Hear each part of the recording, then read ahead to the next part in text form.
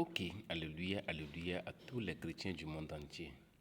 Nous sommes encore là pour vous expliquer ce que c'est que la fidélité spirituelle et la fidélité charnelle. Qu'est-ce que cela veut dire la fidélité spirituelle? Quand nous parlons de la fidélité spirituelle, nous parlons de Dieu créateur de tout.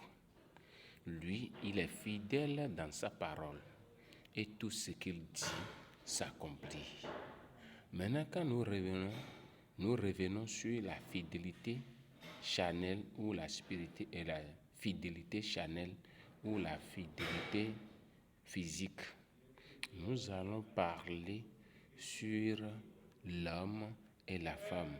Cela veut dire une couple.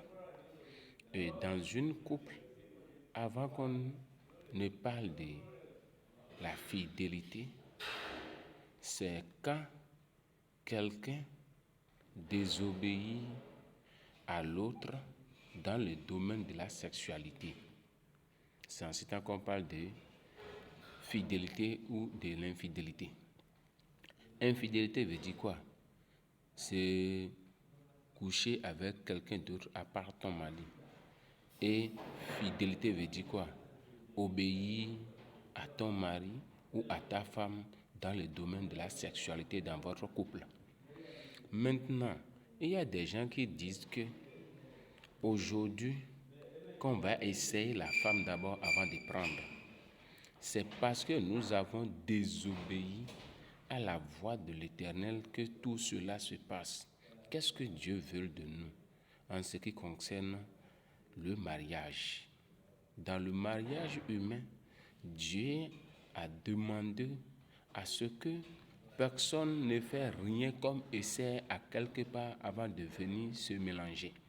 Parce que quand vous mettez votre enfant au monde et vous lui donnez 25 francs, jusqu'à même à 20 ans, quand il ne trouve pas le 25 francs là, il va refuser toute somme que vous allez lui remettre. C'est comme ça les deux sexes de l'homme. Quand vous maîtrisez la longueur des sexes de l'autre, vous connaissez la longueur de 5, de 10, de 15, de 20, et vous êtes parti marier celui de 5, ça c'est difficile à vous.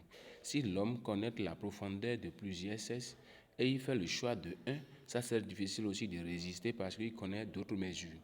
Donc ce que nous conseillons aux chrétiens, c'est d'être fidèle à la parole de Dieu qui dit de ne rien essayer avant de se mettre en couple pour que nos foyers soient vraiment solides.